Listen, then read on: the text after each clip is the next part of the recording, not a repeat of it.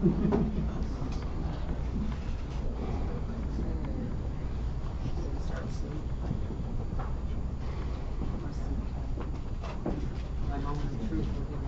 you're ready. How's it going, guys? My name is Sergey, and I'm here to present the Jinglinator 4000. How do you spell that? The Jinglinator? The J-I-N. It's not up on the screen there. It's on GitHub. Yeah. Okay. There's a proper spelling there. Basically, I trained NuPIC on a data set of 500 different jingles, and now it can compose or predict, however you want to put it, a jingle based on an input vector of a few nodes. So you put in a few different nodes, and it will make a prediction based on the jingle. My primary interest in this, I wanted to see if it kind of reverts to the same average pattern, whatever input you give it, or if it's actually something based on the initial sequence. So, Sergey, are you going to play music? Well, I don't know if you can call this music, but I will play. Okay, I'm going to plug you right. Audio. Sure, audio. Yeah, that's much better. Thank you. That wasn't it, by the way. Got a hip hop jingle there. So here, this algorithm is working, but I have some sample outputs based on the jingle, so we can play this one. This is an example of the jingle.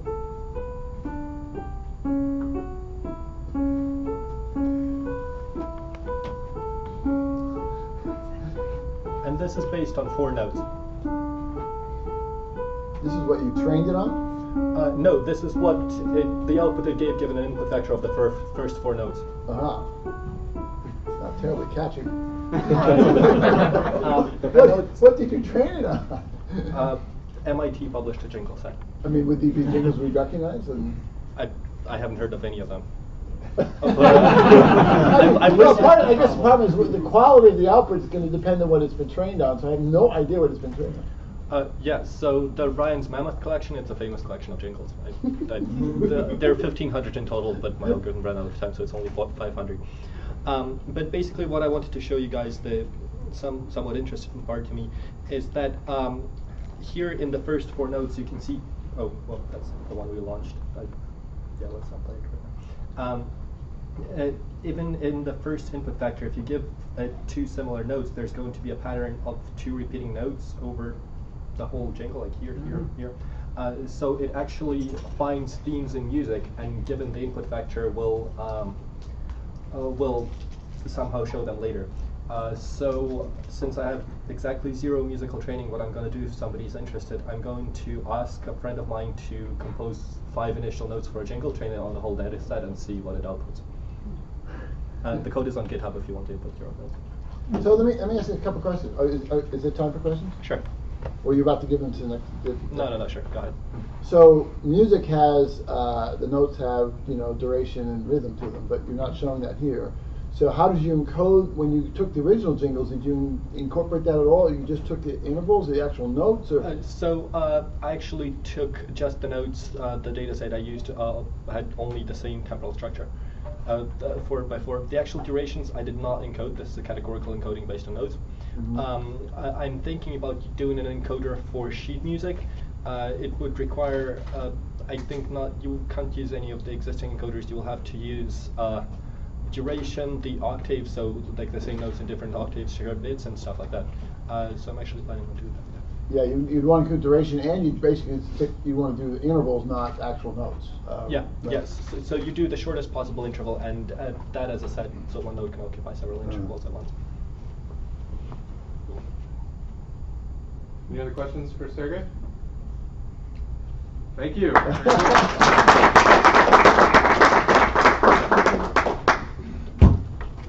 Anything catchy come up? You know what? Honestly, the jingles I listened to from the data set weren't very good. And it's doing a wonderful job, apparently. Okay, Cordy Yelp from the Happy Hackers. Jim Bridgewater. You can't blame Artem for either of those names because I came up with both of them when he was drawing. All right, let's see if this works. There we go. when I start the video, go ahead and introduce yourself and remember to speak into the mic. All right. We don't have a very high tech presentation. Way to start us off.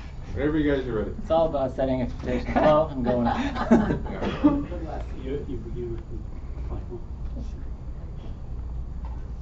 you can start us off.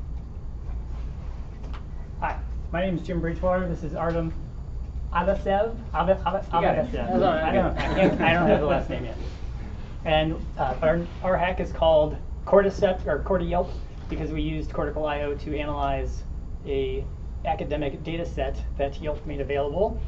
So I made a little graph about this data set. It contains 13,000 different users, about 130,000 different businesses, and about 330,000 reviews.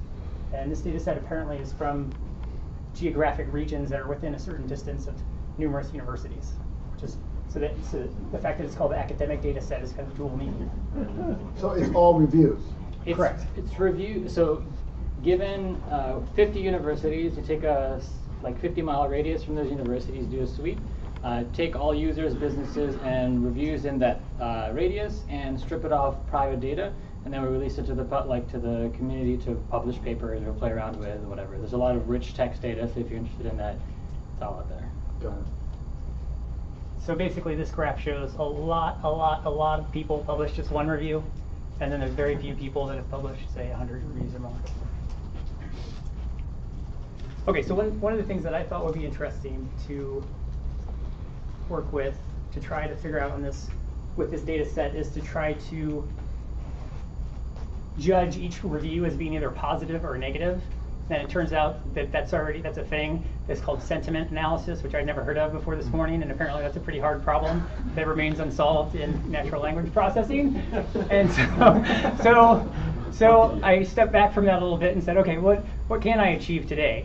And so I decided to use Cortical IO to compress each review into a single word, and then basically just make a histogram of those words. Well, it turns out I couldn't do that either because there's 330,000 reviews.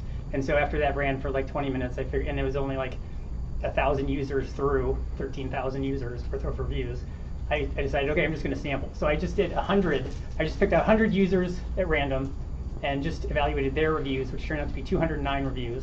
And then basically I sent each review to Cortical IO and got an STR back. And then I send the STR back to Cortical IO and say, give me the terms associated with that STR. And then I just take the first term. So that's compressing that whole review down to one word. And then I made a histogram of those words.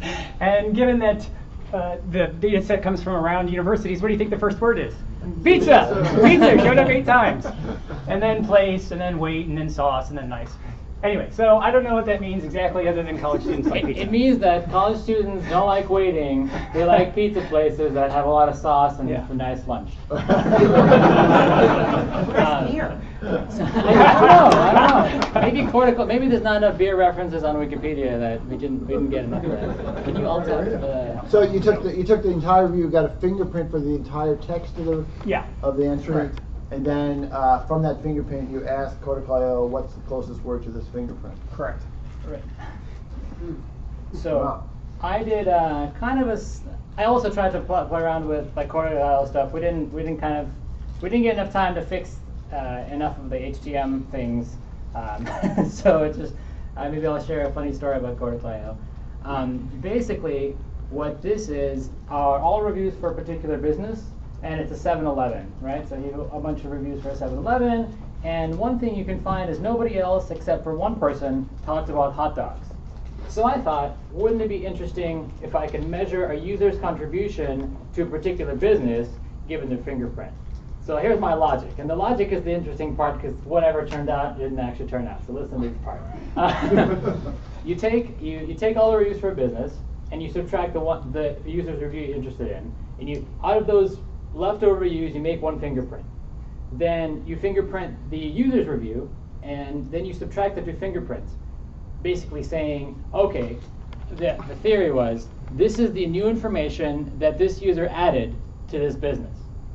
Everyone follow? Yeah. Okay, cool. So if I control F for hot dog, I think it's 1. right? There's one review that mentioned hot dog, right? So we're going to keep going here. This is a list of reviews I just showed.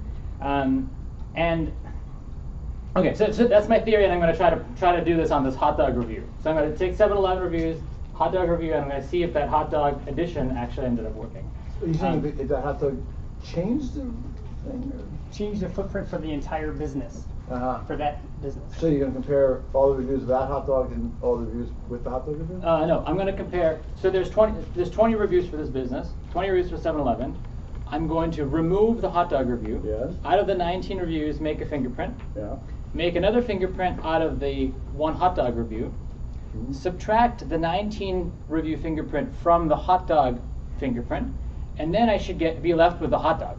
Right? Does that make sense? I should be left with the hot dog because everything else that the person talked about should have been represented in the business. Of course, here the review says the hot dog's here, hit or miss. Right, but nonetheless, nobody else talked about hot dogs. So I was hoping on. There's not much else in that review other than hot dogs. I was banking on that. It's a really simple demo, right? If you're curious, what are the keywords for 7-Eleven using Cortical IO? It is it's pretty much need, heart, sore, angry, that for not with not make will. Perfect. Do with that what you like. So here's the review. Here's the review, and this is where stuff gets really interesting. This is the review. I always like 7-Eleven Slurpees, right? Talks about money orders, talks about hot dogs. What Cortical IO thinks it talks about is Warner Brothers, friend Hollywood, Warner best producer and actor. So that didn't make much sense, but I think the sad part here, it didn't really pick up on the hot dogs. But then I tried my thing anyway, so I tried to take the fingerprint for the business and subtract the fingerprint for this hot dog review. And I've never seen most of these words in my life. But that's what makes this interesting. I'll send it to you guys. You meet cyclotomy, autotonic, NNGT. Are they Dutch? Are they actually Dutch? I don't know. David Kippen is the only word I recognize. It's sub-theory as well. So experiment failed, but I had a lot of fun.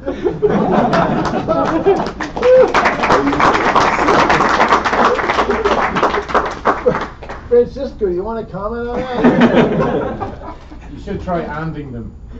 Okay. Yeah, I think what would have helped is to actually slice the documents, because if you put a lot of information into one fingerprint, you basically make the information more and more homeopathic, because everything comes up. So the differentiation between topics is not possible, because it's never tried this. Would you slice it by sentence, create fingerprints for sentences, and then join them together? Yeah, so there is a function actually where you can pipe in a long text and it tries to slice it in one topic per slice, and that's what you should have worked with. Okay. Is there any reason hot dog didn't come up? Do you have a good reasoning for this one? Actually, I wasn't really clear what you put the big fingerprint in. No. I just put that text for that review, and it mentioned hot dogs, lottery tickets, and a Slurpee, and the fingerprint topics ended up talking about Warner Brothers, Hollywood. Producer, actor. Yeah, it went kind of out of it. When subtracted from the. No. This is not when subtracted. This is just those. This is if you feed that into. That was taking just a fingerprint. Liked is the top one, which is review. in the Liked third makes word, sense. the Liked third is word. the only one that made sense. Review, fingerprint, and then say what is the closest word to The this. score for liked is much higher than Warner Brothers. That's very true. And so maybe that's the problem. So maybe hot dog is there, but it's so far down on the list, you just don't see it. I feel like it's confusing it with some movie. It's like Yeah. a movie review. Yeah, because the Hollywood stuff is all kind of related. I'm just wondering where that came out of here. Anyway, like I said, Wow. it's All right. fun. It could be an acceptance Wait, speech. actually, I have a theory about that. It uses phrases like hit or miss. One of the hottest, these are things that would be used in movie reviews. I think that would But be- how does that come up in Wikipedia corpus? Tickets are sold here. Yeah, maybe it's tickets. Yeah, tickets. Maybe it's Tickets tickets. are sold. Anyway, thank you. Thank you, guys.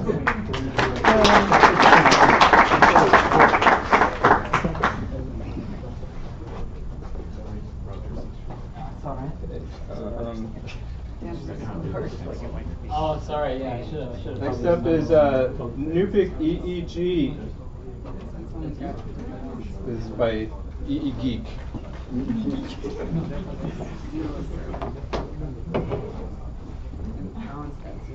So when I'm ready, introduce yourself and talk into the mic.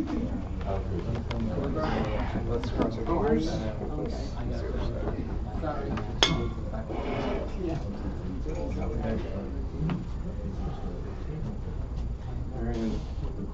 Richard, you can hear us. With me to connect you with him because both you guys are both listening.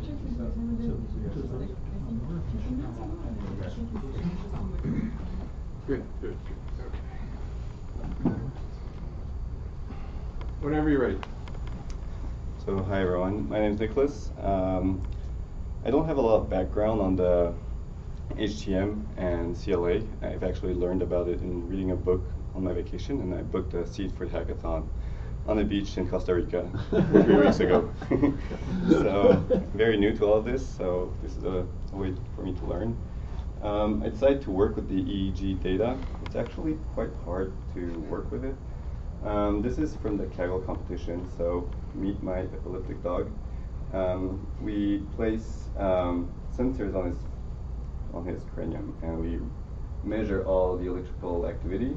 And the goal here is to find pre-ictal states, so states in which data that is collected before a seizure, and be able to surface that as opposed to interictal data, which is data that happens way, way, way before a seizure or between two seizures. So this is the data I set to work with. This is the raw data in IPython. So it's very dense, and we weren't sure what to do with it. And we were lucky, I was lucky to meet Richard this morning, and he kind of showed us how they're read by medical practitioners. And so this allowed me to start working with the data and actually do one thing, is to downsample it to a rate we can actually read it with a human eye. So this is a downsample view of pre-ictal data, so before a seizure. So it's downsampled to 100 hertz. It used to be 400 in the raw data set from Kaggle. Why did I choose 100 hertz? It's because Richard uses 100 pixels on the screen to represent 1 second of data. So it's not proven that it's the right sample to work with, frequency to work with, but it's something that professionals use. Maybe the HTM could benefit from a higher sampling rate, and I didn't try that yet. So that's the first thing I did to kind of get rid of 3/4 of data. I didn't do any advanced sampling. This is just removing 3 rows out of 4.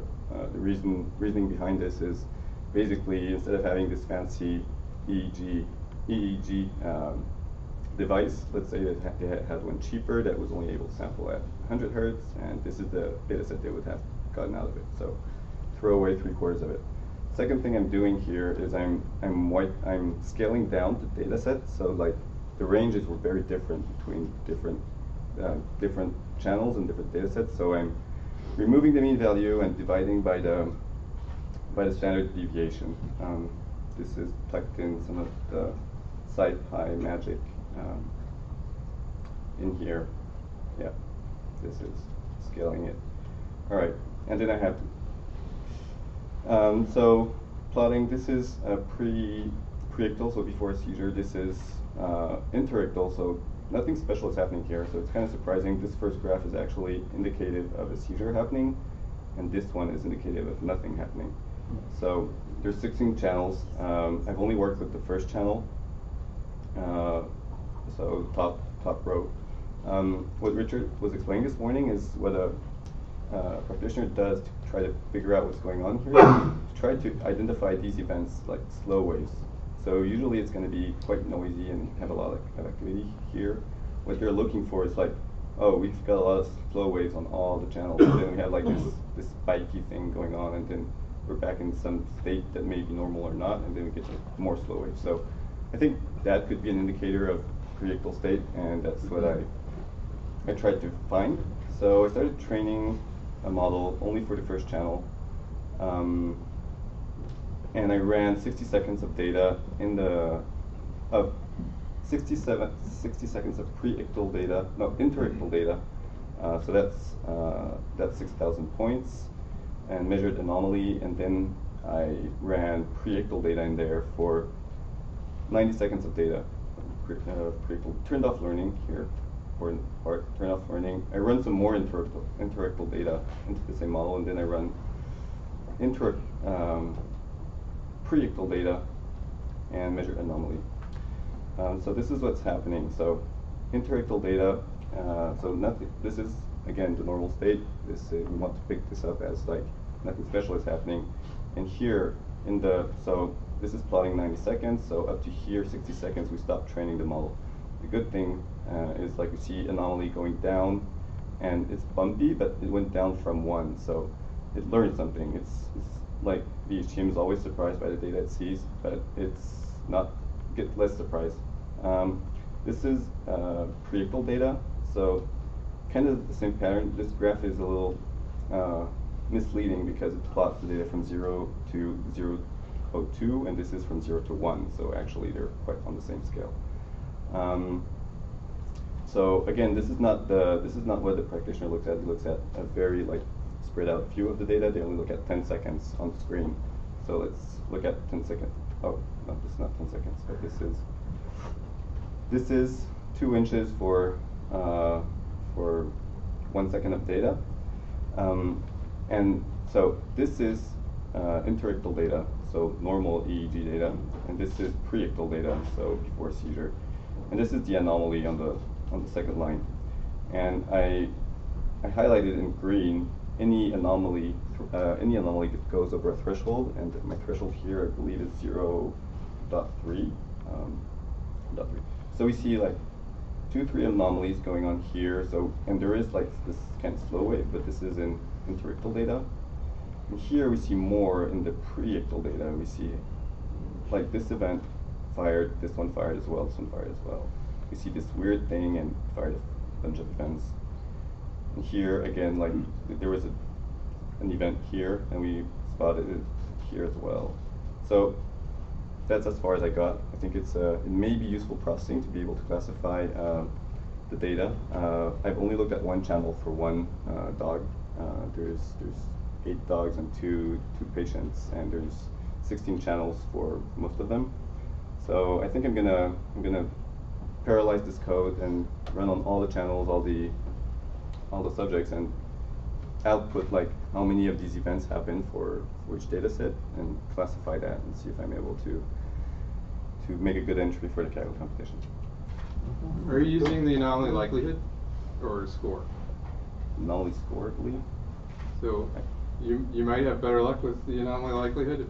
It's a post process and it's pretty easy to set up. So I'm looking at anomaly score. Yeah. Also, did you try feeding the pre-ictal data to the model that was Yes. given on the interactive? I did it the other way around as well. I didn't dig down that path. The thing is, like, I don't want the model to be just learning the fact that, hey, this is moving fast and it's an event. I wanted to like pick up on like the slow wave effect. But that's maybe something we should do. I also want to try it without downsampling to see if it's better, but I'm not sure it's very useful. I'd better save my CPU cycles to work on like more channels. One thing I kind of hidden in here is like this is not the actual accuracy, or no, anomaly. This is actually a windowed average of the data, because it is super spiky. You're going to get like 1, 0, 1, 0, 1, 1, 1, 0, 5. Well, that's why you have to do the anomaly likelihood. Yeah, the anomaly likelihood takes care of all that. Oh, cool. Yeah. Cool. Yeah, we did the time average just as a quick thing for today, but the likelihood is a better way to go. All right, so I'm going to look at that value as well. Yeah, that's about it. Very cool.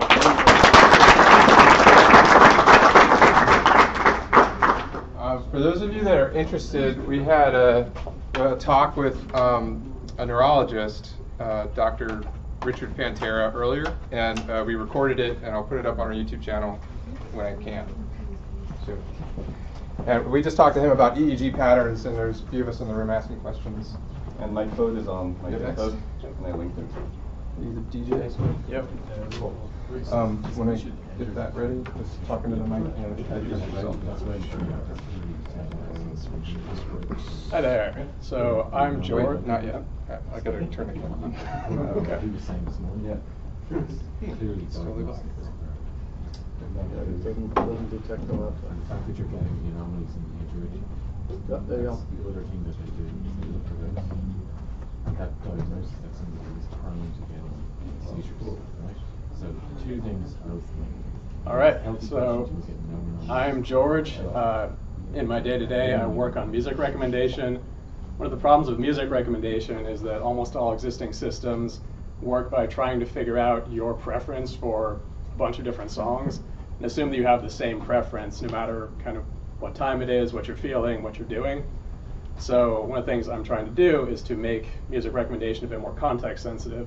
So I thought that NuPIC might be good for looking at a sequence of songs that I've listened to, or possibly a sequence of ratings like thumbs up, thumbs down that I've given to a series of songs, and being able to detect if I've changed my mood between some sequence of songs, and then being able to figure out maybe if it should play something different. So I didn't actually get very far in my hack because this was my first time with HTM or NuPIC, but I did manage to download my entire 8-year listening history off the Last.fm website, which is about 40,000 time-stamped real songs I've listened to, and feed it into NuPIC. I only got to run it once, and it finished about 10 minutes ago. But you can see here, it looks at sequences, then it predicts the next artist. How did you encode what was the data you actually fed into NuPIC?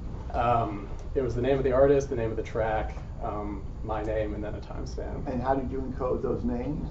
I just used the category encoder, which I just learned existed now, so I'm sure I didn't do it in the optimal way. But it rolls through. It has these, prints out 10 song sequences, which are just subsamples of the process, and then predicts the next artist. It turns out that mostly it will predict that if you've listened to the same artist 10 times in a row, you'll listen to that artist again. Otherwise, that you'll listen to the second to last or third to last artist you listen to. So that's, I don't actually know how to evaluate quite yet if that's a reasonable prediction, but that's what it says. I think that for actually making this more reasonable, it would help to provide it with better context data, like perhaps instead of feeding in artist names, to feed in some kind of vector of mood of the songs, or possibly just to feed in spectrograms for each thing. I think if I fed in a spectrogram with a timestamp, you could probably come up with something pretty interesting. Actually, if anybody's interested in this program, Pandora's internal data structure resembles SDR's greatly. Basically, the way they classify songs is they have a musician sitting listening to a song, and he checks off different qualities about this song, whether this is true. So with a data set like that, that's like. Can you get that data? No. No, Pandora has. You can go. Cool. That's my Yeah, so good. So I think that would be the trick, right? The trick is you're just basing these categories. So it's got to be exactly that name or that artist or whatever, and so it's not being able to pick up any kind of other meaning besides, it wouldn't know the two artists are almost identical or similar in their qualities, So you'd have to get to that next level of encoding. Next time. Next time. That's cool. Very good. Thanks, George.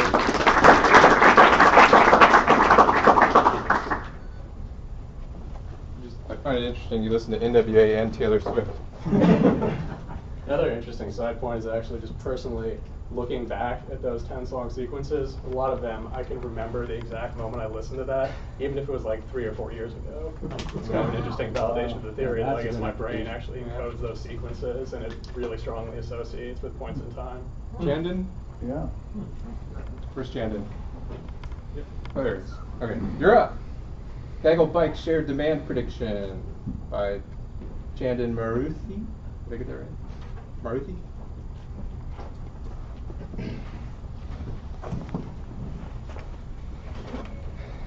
Let's see. I guess we've got three more after this. And go ahead when I give you the signal, introduce yourself and speak into the mic. Yeah. Still not seeing it.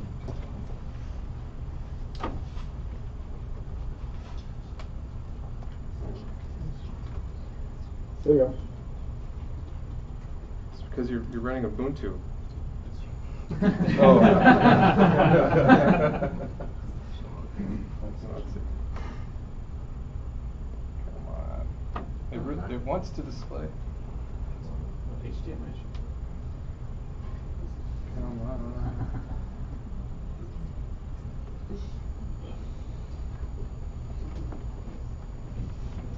Let's try.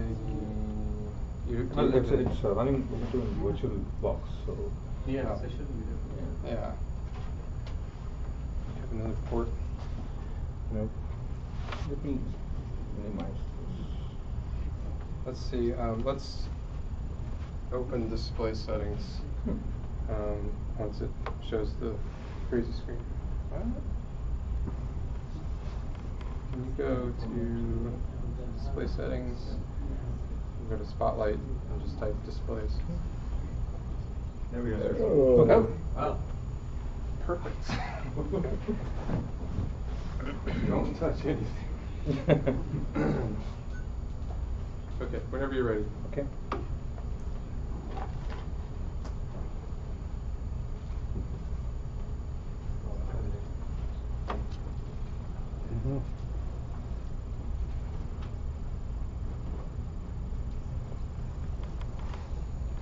Okay. Hi, my name is Chandan. What I attempted to do here is try to do demand prediction for bike share. So there's a service that does bike sharing, and what they've done is they've provided a data set which has the demand data for the first 20 days of the week or the month, and the next 10 days they've not provided the demand data. What they have done is they've provided information like temperature, humidity, and holidays, and all that kind of stuff. So this is what the data looks like. So you have 20 days and nothing, and 20 days and nothing, and 20 days and nothing. And then the test data is basically you need to predict for those days where you don't have any information. So this was a bit of a challenge in one or two ways. One was for those days where you didn't have any actual data, you had to. So this is hourly data. So one day is 24 records, and in order to get that prediction for those 10 days where data was not there, I had to predict 240 steps in advance, and then do a shift to see to get the right so you get the right prediction. So this is still work in progress. I've not yet cracked this. Can I ask you? I'm a little confused. Yeah. So you have the first 20 days full, and then the next 10 days not, or is yeah. It, okay. And so what we're looking at here is those gaps are what, weekends or?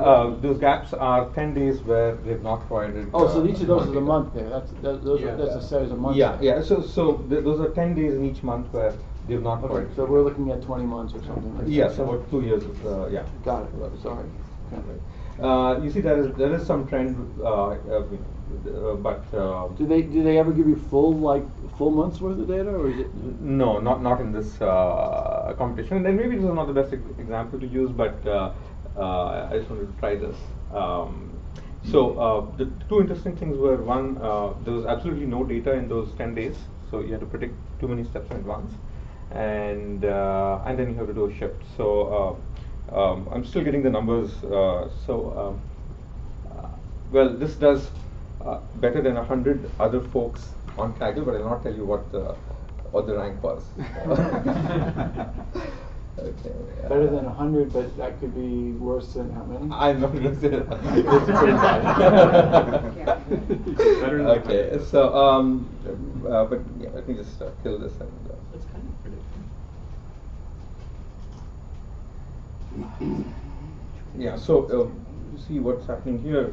For the first 20 days, for the first 10 days, it's not going to predict. It's just it's good because it's predicting 10 days later, right? So for the first 10 days, you're going to see only the actuals, and then you should start seeing. In the actual competition, when do you have to make the prediction? You have to do it 10 days in advance, or just starting at the last day of data? Every 20th to 30th. So you wait till the 20th and then you predict. Yes. So you're doing 10 days in advance. Yeah. Although you really have to predict 2 days in advance and then 3 days in advance and 4 days in advance. Because at the 20th day, all you have to predict 1 day in advance. Yes. And then, yes, so you could get much better results if you handled it that way.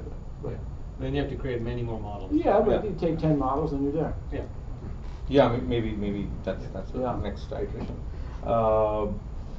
Okay, so what you see here is... And they want a daily prediction, hourly prediction for those days? This is hourly. So you're predicting 240 hours into the future. Into the future, constantly. Yes. Yeah. And I think the error rate is pretty high initially, and so you see that in the data it's pretty high initially, but then it sorts of becomes better as it does a month or two of, Yeah, the earlier plots you were showing, actually, it seemed like it was predicting. Yeah, because it had it was down a few months. Yeah. So this is going to get over 10 days soon, and then you'll see some more numbers pop up. Because right now what's happening is it's in those 10 days where there's no data, and it's there's no prediction here. Now you see stuff coming back in. There is some trends, but this will get better as you go further down. Sorry, so you're predicting 10 days ahead. Yeah. From each day. For each day, yes. Okay, well, you're going to predict, if you are on a Monday now, you're going to use Monday's data to predict Saturday. Yes. So it's going to be really Fridays. bad to start with because there's very little information. But then when you've done a few months. Yeah, but would you not be better predicting 14 days ahead or some multiple of a week? Which is what I think they said. Which is if you're going to do one prediction, it should be on an even boundary of 7 days, surely. No, as long as it's consistent. No, that wouldn't make a difference. Just has to be consistent. Yeah. And there are like 10 other parameters they've provided, like humidity, temperature, and all those stuff. I've not yet used many of them. So maybe there are other factors that affect behavior over here. So what I was suggesting is if you got to the 20th day, you could have, let's say, 10 models.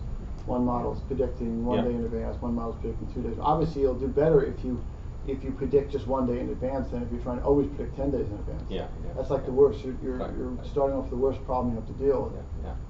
So you got 10 days of data, and now you're trying to predict something that's even 10 days out further, and you've given yourself the hardest task. I guess that's inaccurate. Well, it's okay as long as you know. As long as you know. Yeah. It's not all his fault. I helped him. No fault. We did a lot of experiments on things like this, and we kind of got. In the time he had, this was the simplest thing. I got it. I think it's great. Actually, I'm surprised how good it is. It's taken us usually a lot longer to get these things working. Well, at least when we used to do them.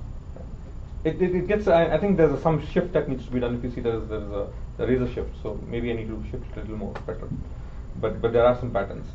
When it's higher, it's predicting higher, and slower, it's predicting lower. So there is some sort of prediction. Yeah, like that one. And do you have to give the hourly data for the 10 missing days, or just daily summaries, or what's the data you have to give? I'm giving in the hourly data. You have to give the same resolution data for the missing data. Yes. So that's really very hard to do.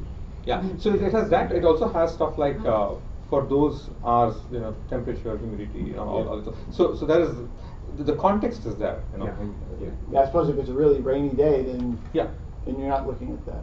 Well, I've not used that, but the information is there. So if it's able to find that, okay, on a day like this, on a Monday like this, which is also rainy, what was it going to be like? So potentially, it's possible to get those patterns. No, it's really, really good for that. For the amount of information that you're giving it, and how far ahead you're predicting. Yeah. That's really astonishingly good. That's really good. All right. So how many people have entered this? Yeah. You don't want to say it's bad. So I think it's really early. So there were about 800, 900 odd people, and I submitted it as soon as I got the first or second results. So it was like 800. So I can imagine it's bad. So. You'd probably do better if you just took the last week and copied it. you'd probably score way out. Did you just do one pass through it? Just one. So the early ones will be really bad, and the later ones might be a lot better. So you have the average of all of that. Yeah. Whereas so you might want to do 2 passes and then get the... Yeah. So I did. In fact, did that, and I jumped up 26 places. So it seems like it's able to do better, right? So I need to run it several times. Very cool. Yeah. Excellent.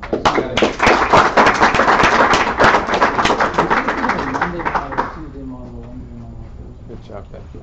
I think just like have 7 different sets of time series in one day. Yes. And he's also not using the weather. We'll always have Paris. That's the name of the hack? That's the name of the hack by Cortical.io. Is that a movie or a song? We'll always have Paris. Are you happy? I think we'll find out. That could mean many things. Many things. Paris Hilton comes to mind. That's not really true. Cross your fingers. No. Yay! Okay. When I signal you, speaking to the mic, introduce yourselves. Oh, really? It's from Classifier. Ah, okay. Oh, yeah, that's right. Also, oh, my. I'm just sad to hear when I talk about it. Whenever you're ready. So I'm sure you can say that's Yeah. nice too. Good. So we are Cortical.io. This is Søren, Pablo, and I'm Eric. And we came back here to experiment a little bit, combining our Retina technology with the CLA. We were here last year, and we enjoyed it very much, bringing the two technologies together. And last year we were working on strict sequences of terms that we fed into the CLA. For example, we said like Max Planck is a physicist and Marie Curie is a physicist, and then the CLA back then, I name it the CLA, was able to infer also that people they had never seen, like Albert Einstein, were also physicists. And this year we wanted to move away from these patterns and try to feed a network of HDMs with articles about different topics. And the basic idea was to get the network to extract and learn interesting facts from the input, and then to query the network and to see how it goes. And so the data we used was just like manually collected articles from Wikipedia and some blog posts about topics. So we looked at Google Trends and we chose iPhone 6 and Ebola. And we took mostly cities because we thought initially this might be a good idea to use this kind of data with a lot of statements and facts about properties of the cities, descriptions of the cities, to feed this into our HDM network. And what we do on the data pre-processing side is we tokenize the articles into sentences and words, and these sentences and words are then fed into the HDMs. And this is mainly so that we can transform each word into a fingerprint and then feed the fingerprint into the HDM network and delete the sentences because we think it makes more sense to reset on NuPIC after we fed in one sentence. So the basic outline of what we tried to do, and looks like this. So we have 3 HDMs that we used. The general idea behind this was that we tried to split the task of understanding facts and then generating the answer to different HDMs. So there's one HDM which is mainly specialized on grammar, and another HDM which is what we call the associative HDM, which should learn to predict on an incoming topic what other noun is associated with this topic. So for Paris it should be France. And the job of the grammar HDM then would be to find out what is the connection between these two items. And so the first step is can you make it a little bit bigger, the slide? Maybe. Yeah. Zoom in the top left. In the top left. I try this. Perfect. Yeah. Good. So the first step is to train these two HDMs, and we kind of bootstrapped the training of these HDMs. So each one is fed, the grammar HDM is fed with tuples of noun verb or adjective verb pairs. So his job would be, given the verb, given the noun like France, it should say France is in Europe if it has seen the sequence. And the associated one is just there to be fed with meaningful patterns, noun-noun combinations, for example. So Paris, France would be one combination. If I feed in the pattern of France, it should predict Paris. And in order to get these two things together, there's a third HDM which we call the memory HDM. We kind of had to introduce something like the simulation of context, because of course different noun-noun patterns can occur, and different noun-verb or adjective-verb patterns can occur.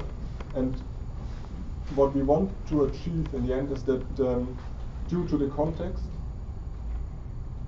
when Paris and France occur together, the memory HDM is able to distinguish between what should be the prediction here. And what we did there was to randomly delete bits from the SDR for Paris, for example, when Paris was the triggering element. Like this, we create different representations, different SDRs of Paris, which for us is like the simulation of context. And then these SDRs are fed, and they all look like Paris, but they all look a little bit different, like different versions of Paris. And this is what is fed into the grammar HDM and the associative HDM. So we have the possibility of having different patterns which lead to different predictions. So we can go from Paris to France, to World Cup, and to other noun combinations with all these different looking Paris SDRs. And then in the end, we can query the memory HDM and retrieve all these different prediction paths. And we had bigger plans at the beginning. So we just... It's pretty ambitious already. Yeah, right.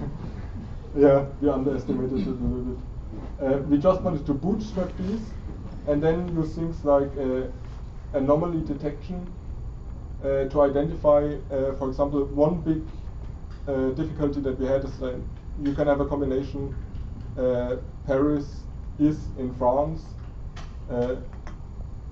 France is governed by Paris. So these are very different word combinations and they mean very different things, and if you feed them in a very simple model, just in sequence, then this will potentially not lead to something meaningful. Also because of the input data, we just used the HTML pages and copy-pasted from the Wikipedia articles, so the input data is also very messy. We did not clean it up completely. So, for example, what used to be tables or lists, when you copy-paste that, will create funky combinations. And we thought we can use anomaly detection to detect these inconsistencies. And also to identify things which are surprising. So this is then the next step. You have trained it, it has some knowledge that it extracted, and you could send something in, and this would then trigger an anomaly. And this was like the bigger picture that we had in mind, that you can use this for information extraction. You just feed in some articles and you get the public opinion about a topic. You say, like, I want to learn about iPhone. You throw in some newspaper articles, some blog posts, and it will extract the facts. With the anomaly detection of the HDM that we could identify things like people will always say like the iPhone is great or the iPhone is not so great, and that something like iPhone bends would then be a surprising thing for such an HDM network to see. And then of course from our side, because we have now the cross language, also to have things like learn on French material and then to generate an answer in English.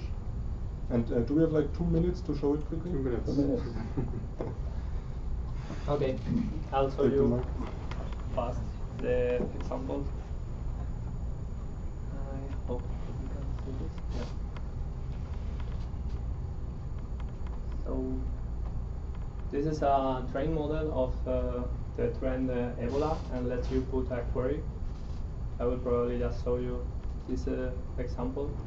I need to predict something about it. So it's not super smart, but we can see here that at least it returns something that it makes sense with what is happening now in the world. If you put again Ebola, expect that it returns something different. It's not super smart.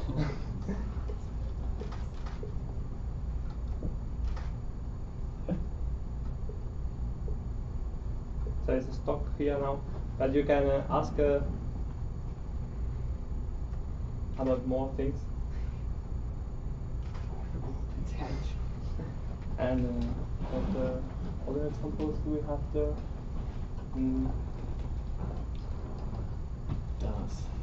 Yeah, it has something I guess with the case of Ebola in Dallas, so maybe our country is at the end it was not as we expected, but it has some potential because we could solve, for example, the first is the real what we could expect from the input, but afterwards. So that's it. And if we can solve the other model fastly. The other is the Paris model and the what model? Oh, Paris model. Yeah. Is this the output of the final third HTM, or is this? Exactly. These are just the predictions of the. Yeah, it just fits with the first element, and the HTM. Oh.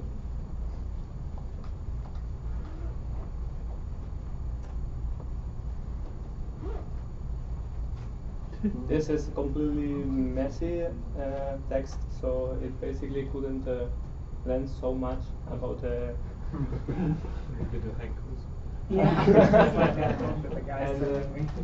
but this was interesting because it about Paris has a lot of occurrences, and it tends to return always different things. It's not consistent because why? Because when we fit with Paris and then the other elements after Paris, Paris is always a copy, not 100% of the original Paris. So it will know that then when you input Paris, it will match not with always the same, because we do the same with the input. We remove randomly part of the. Oh, you removed randomly part of it. Yeah. Mm-hmm. And yeah, that was it. What if you input Ebola into the Paris model? A what? Ebola. Ebola. I'm just curious. No. So it doesn't know. So I mean, what's your takeaway on this? I mean, I don't know. I don't know. What did you learn that was hard or not hard, or worked it? Hard for me to judge it.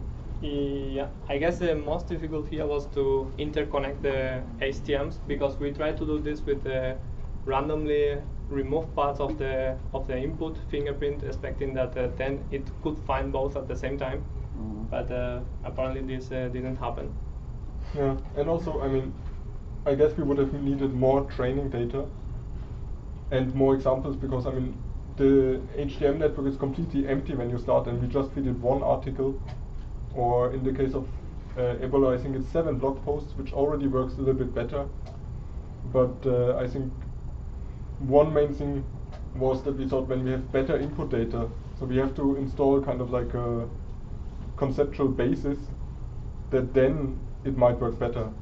Because the Wikipedia article about Paris, it talks about 100 different aspects about Paris. There's very little repetition. So we thought like this might have backfired, especially in the end when you use the prediction of 1 or 2 HTMs to feed into the third. Yeah. You need to see a lot of repetitions of the same semantic transitions. Yes. And with one article, just like you said, you're not going to see that many. Yeah. Good. Thank you. Thank you.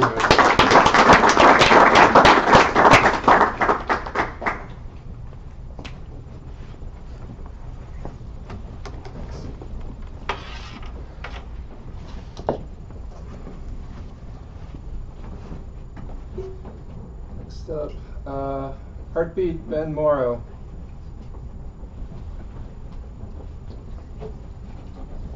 Should be fine. Do you need any audio or anything? No. Okay. So when I signal you, introduce yourself and talk into the mic. Okay.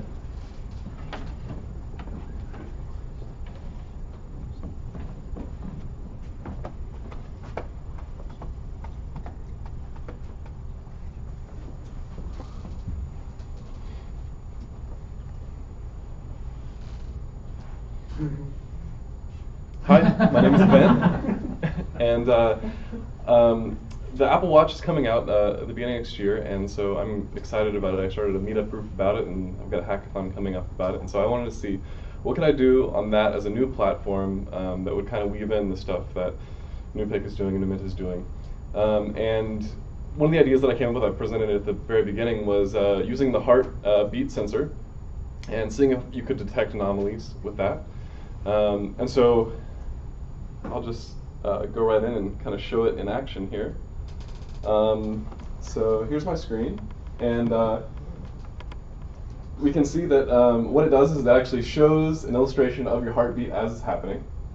And then when you tap it for more information, then you can actually see the data as it's coming in, and you can review it by swiping. And so I imagine that you could then share this data with your doctor. And so if we watch it for a minute here, then it will, your heartbeat changes over time. And when it detects that there's been a change in the beats, then it can tell you the new beats per minute there at the bottom. This is the app you want to build? Yes. Okay. Yes. And so so now instead of erratic at the top, it says nominal, and it shows you the new beats per minute, and you see the new graph here that's not as erratic there. And so just to show you that it's actually working, here it is on the device, and so I can tap it and then play with the graph there. So the little watch thing is a watch simulator that I built inside of Xcode. So show that. So this is my storyboard. You can see the device and the screen that the app is running in. For each beat pattern it detects, it has an icon, a description, the beats per minute, and then from the beats per minute we can get the duration of each beat. And so then there's some thresholds for the different one. I just use emoji for the graphic. So what do you use NuPIC for? HTML? So NuPIC would be detecting anomalies in the sinusoidal wave that you get from the heartbeats, and then it also helping you detect when you have a new beats per minute. So did you try that, or did you get? I didn't try that yet. Yeah. I'm not good enough. I mean, I'm mostly front end kind of. Okay, so this is the setup for when you would plug NuPIC into it. Exactly. What's the data sampling rate you get from the watch? How often does it could be this? I don't know that. 5,000 hertz. All right, so you're ready to plug in. That's NuPIC. right. Mm-hmm. Okay. The thing with that is that the phone can talk to your phone. The watch can talk to your phone. Yep. And the phone can talk over the internet to a server. Right.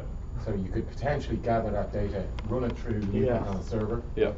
And then bring it back. So like what you're doing there could be just enough. Yeah. And you need to get somebody else to do the analysis part. Right. And which would be similar to what the guys are doing with the EEG stuff, for example. Right. Yeah. Right. It's very pretty. Thanks very much.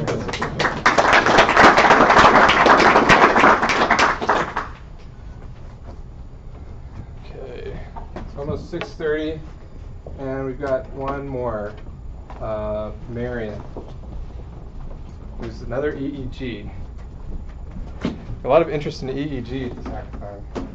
This is awesome. So we need this. Is that one okay?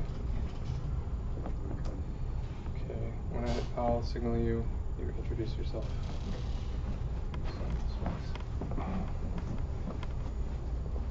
Hi, so, wait, does it work? Oh, you guys speak loud, that's just really recording. Oh, okay. Yeah, speak loudly. Oh. Yeah, so my name is Marion, and I made a classifier for motor imagery. So, just if you're not familiar with what motor imagery is,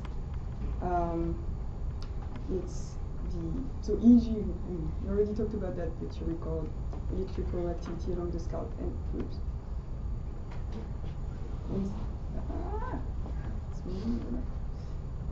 So I'm working on my free time with the Berkeley Cognitive Technology Group.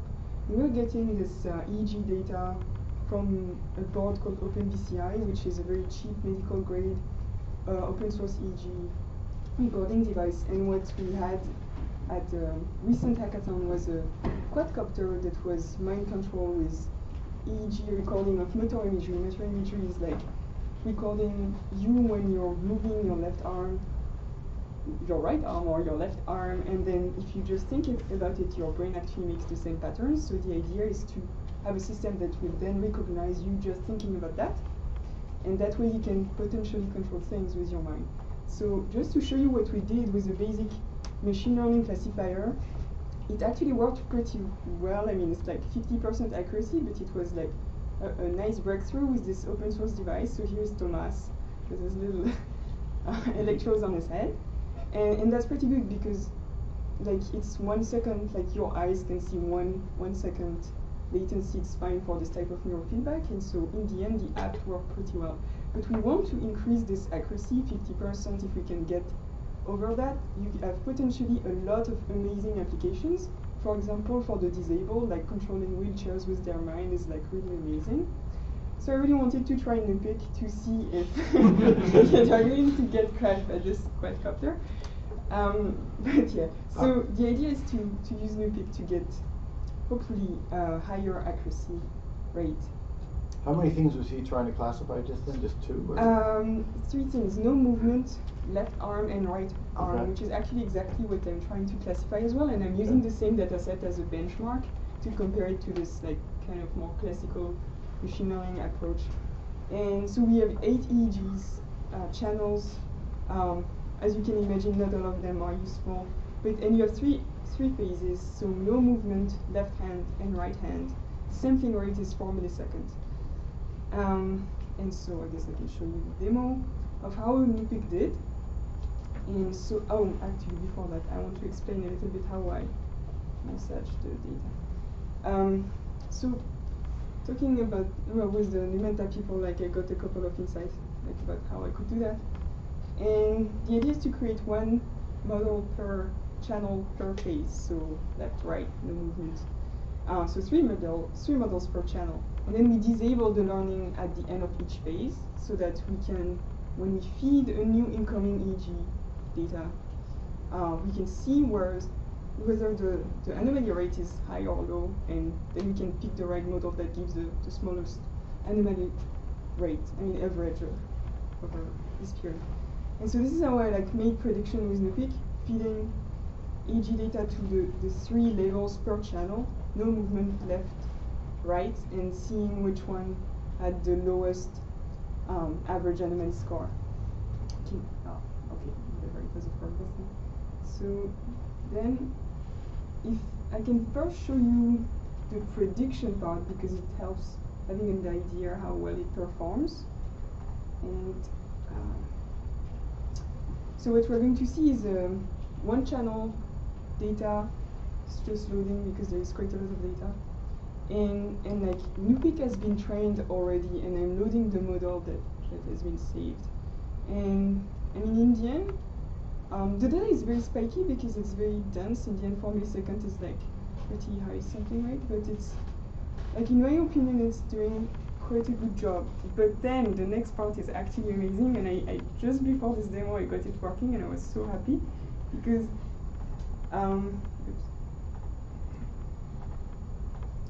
then the classify part is really cool because it's actually so far 100% accuracy. So it blew my mind. So I need to reevaluate that afterwards, but I can show you that, and then really, like, I'm feeding it 400 milliseconds of data, and then it's going to give me, wait, not the right one here.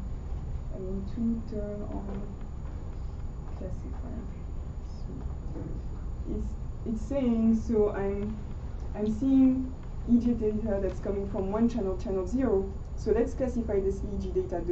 The guy is not moving. It's actually predicting that it tried the 3 models, and the lowest anomaly, like average anomaly rate, is actually no movement. So that's cool. But then let's see the motor like actually moving in your hands. And the same, like left hand is actually the lowest anomaly score as well for the data incoming from when the patient is actually not moving at all. So far, like, it hasn't failed to not predict well that thing, even though it's like pretty spiky. So I'm really happy with this. I can show you again the more like graphical. That was over 400 milliseconds of data. No, I trained it over.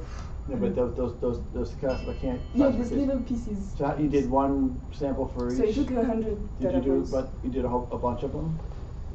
Yeah, I did a bunch of them. Yeah. And so this is like over, I think, 25,000 data points. So during the training phase, it's eating like 25,000 data points per channel, per phase. And then after that, each time I get an incoming EEG signal, I take just a little chunk of during 400 milliseconds and I feed it. And then it's giving me this result. Yeah. It's pretty cool. Yeah. Nice.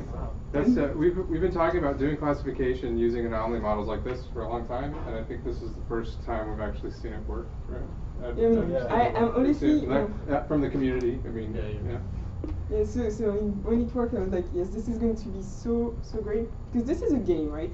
But for actual application of this is going to be. And you think one channel is actually enough? No, I think if we actually combine all of them, I can actually reduce, not take like as much as 400 milliseconds, and I can potentially, I need to investigate that, but take a smaller amount of data and then combine kind of like all of my anomaly scores. Because channel 0 is actually like, it's like a useful one, but then my assumption is that if I combine all of them, it's going to be really cool. You can probably process all of this data streaming and be able to classify in real time. You could calibrate, put EEG on. Yeah, exactly. So this is actually why there are like 2 phases. One, training, where exactly like what you did, right? I train it on a data set that is the training phase where we tell the guy, okay, move your left hand, move your right hand. We feed it to NuPIC, we freeze the model, so that's the training part. And then after that, you're just streaming in new data. What could actually be also a cool thing is to create little batches of like updated data, like kind of recreate, like kind of post-streaming data set. Let's say the quadcopter, we have like a feedback system, it's indeed going left or indeed going right. I could, once the classification is made and I'm happy with what I'm seeing, I could kind of label this predicted data as being valid and then put it back in a data set to continue training the model so that it would reinforce itself over time. So that's it.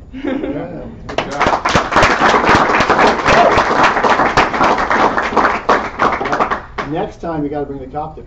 Next time I will bring a wheelchair. Okay, that'd be cool. That'd be cool. Yeah. So that was all the hacks that were registered by the time we started demos. Make sure there's nothing besides Stefan. Are there any other hacks that you just absolutely have to get out in front of people? Okay. Stefan didn't finish the hack, but he wanted to talk about what his idea was or what he was trying to do. So I'm going to let him do that for just a couple minutes. You don't have slides though? I can show the screen or two. Yeah, pop it up. Why not? And is it this one? Yeah. Right there. And go ahead and introduce yourself. Yeah.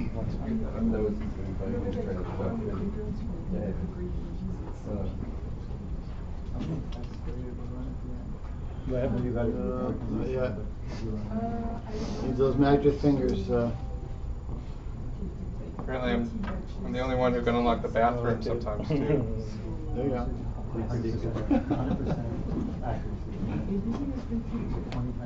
Okay, go for it. I'm Stefan Yanta. I came from Canada. Thank you for the Canadian theme here. And I'm interested in problem solving and algorithms around problem solving. If you remember, 2-3 hours ago, Jeff mentioned about basal ganglia and eventually some processes there where it is decided eventually what can be done and what will be done eventually.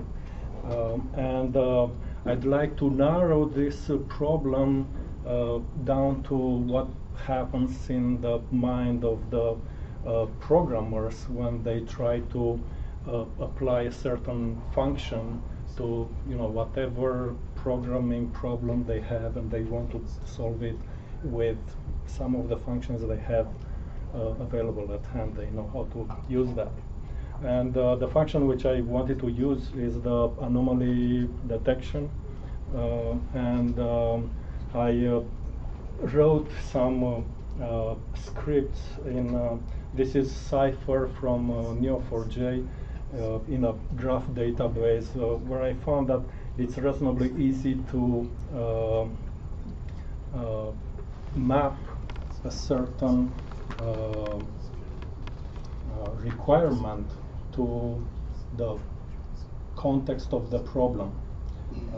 The requirement we learned yesterday and 2 days ago about when to use anomaly detection was that it should be used when you have time series, and this is what I try to do. I added to the database part 100 nodes from the larger data set for the hot gym, and then I experimented with defining the time series as the repetition, the fact that it will always be the same time difference between two records. And I got into a sort of philosophical question here, because I realized that in fact there is not just one time series there, and there are in fact larger numbers of time series. So for example, the function, the anomaly detection, can be applied not only so on the same data set, not only for the 1 hour interval, but there is their information already for the 2 hours interval, for 3 hours interval. So the programmer eventually will still have to decide if he or she wants to use anomaly detection on that set for the lowest frequency, but also for all the multiples. Obviously, it will be an extra cost, and I assume, depending on the resources available, probably it will have to limit the usage just to a number of frequency. And I think this is kind of similar with the Fourier transforms, where a number of frequencies show up in time series. Anyway, I think it will be later on a discussion also about the cost of using the function, but with a script like this, theoretically you can map data from the problem into the parameters of the function, and you can have, for example, like in Eclipse, not only the functions available, known in that context, but how to put the parameters into those functions. That was what I tried to do. So like an Uber parameter search over different time functions. Yeah, so... Yeah. Roughly? Yeah, yeah. Got it. Okay. Okay. Thanks, Stefan. Thanks.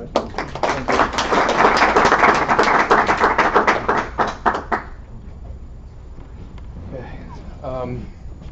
Did Donna leave? I think so. Okay, so that's the end of the demos.